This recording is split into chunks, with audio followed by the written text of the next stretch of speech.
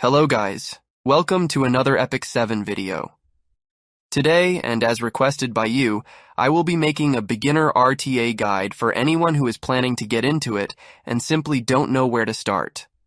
I will give you my best tips and approaches, whatever type of player you are. RTA is the end game content that allows you to test your limits and your gear and strategy. It can be a pain, but after watching this video, I promise that will change. Before we start, I would like to give you a couple of tips. First, if you want to be able to compete at a high rank in RTA, you need to have a lot of heroes built for PvP specifically, meaning you will need to have many heroes for many situations or counterpicks as we call them. Second, unlike Arena, in RTA team synergy comes first before your gear score, meaning you can have god tier roles, but if you pick your heroes the wrong way, you are guaranteed to lose the match. So focus on understanding heroes and most importantly, read their skills and their interactions with each other. Third tip, don't stress when playing RTA. Most people get super afraid or stressed out when they are playing RTA, especially during last few days of the season, to get their wanted skin for their favorite ML5. And most of the time, that stress will cause you to make wrong decisions. So trust me, just play and have fun, because even if you don't make it, the skin is yours when it drops in the shop anyways. Okay, now let me explain to you the best way to start playing RTA, no matter what playstyle you prefer.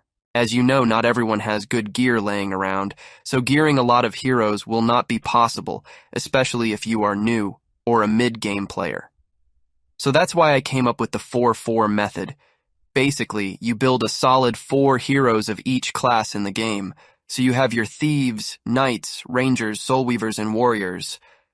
Now comes the fun part. Which heroes to build for each class? Well, that depends on your playstyle. If you are a cleaver, it's best to build heroes that do that job for you. For example, Ran is a top-tier opener thief. Nakwal is another top-tier opener ranger. For knights, you can build someone like Fire Lilius. Warriors and soul weavers, you can build Amelia and Strays, for example. So basically, you get the idea. Now, assuming you are a turn 2 player who isn't very lucky with speed rolls, you can simply build heroes who rely on taking second turn, or can simply take a hit and survive. And you have so many options like ML Senya, Ufine, Genua, Elena, Seaside Bologna, and Celine, for example. After building enough heroes with variety of skills and synergy, now comes the hard part, and that is picking heroes and drafting in matches. No matter what anyone tells you, the only way to get better at this part is by either playing and losing, or watching a lot of showcases with different heroes and playstyle. I'll give you an example. When you draft someone like Harsetti, which is a cancer at the moment, there are 2 ways to counter her besides banning. You can either use Zio, who will guarantee a turn, or use a second turn hero like Edward, for example. However, even that can be up to RNG, because if she has a stun artifact, your Edward passive will not trigger an attack, but only a cleanse thanks to the stun. Also, even if you pick Edward and his passive does go through and hit everyone, your enemy can already anticipate that and pick ML Tywin alongside her. So you will trigger his passive as well and make him AoE stun and defense break you. So you see, these mechanics and drafts can only be obtained through playing and being in action. And that's the fun part about RTA, honestly. Now, moving on to RTA mechanics and drafts. For low-tier ranks, you can get 1 pre-ban per match. In my opinion, this is 50% of winning your match if you ban correctly, so it's best to pick a hero who you don't have a solid counter for, or simply can ruin your strategy you trying to pull off. So always ban the hero that will hurt your playstyle the most. Second, we have the ban protection.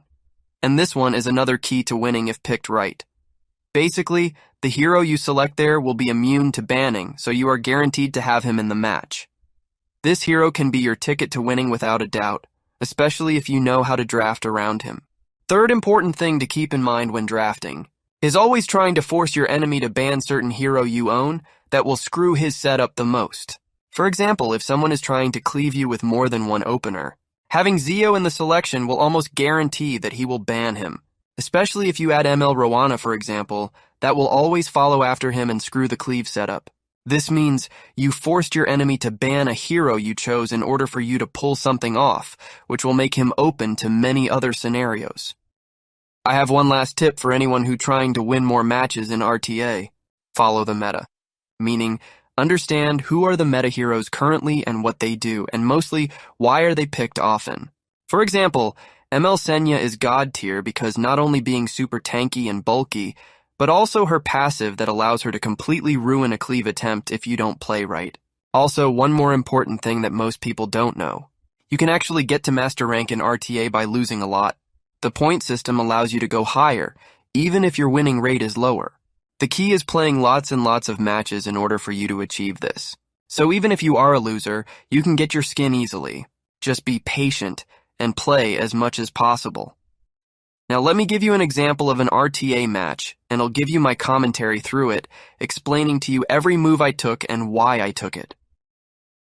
Alright, this is my first match, and I will try to attempt a cleave setup and see how good the players drafts. For this season, I will ban ML Senya because if my openers does so much damage to a squishy, they will trigger her passive, so I won't take that chance.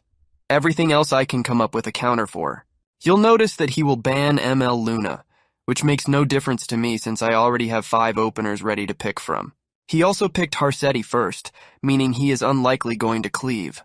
Notice how I picked Ran and Rowana first, just to let him know that I'm still attempting to cleave.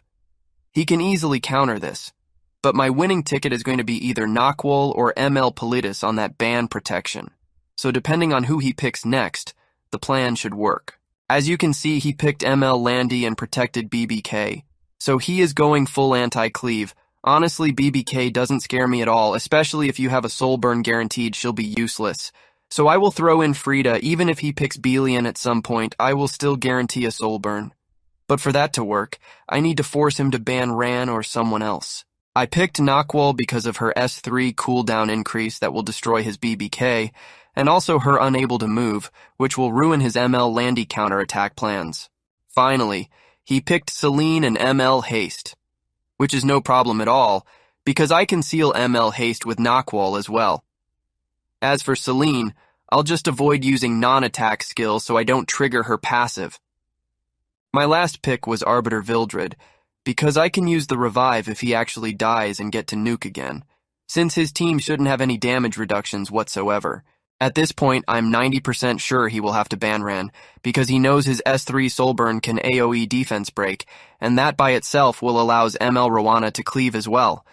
So even if he ban RB, he will still lose. Now enjoy the video. I hope it gives you some ideas and helped you a bit. See you soon, guys.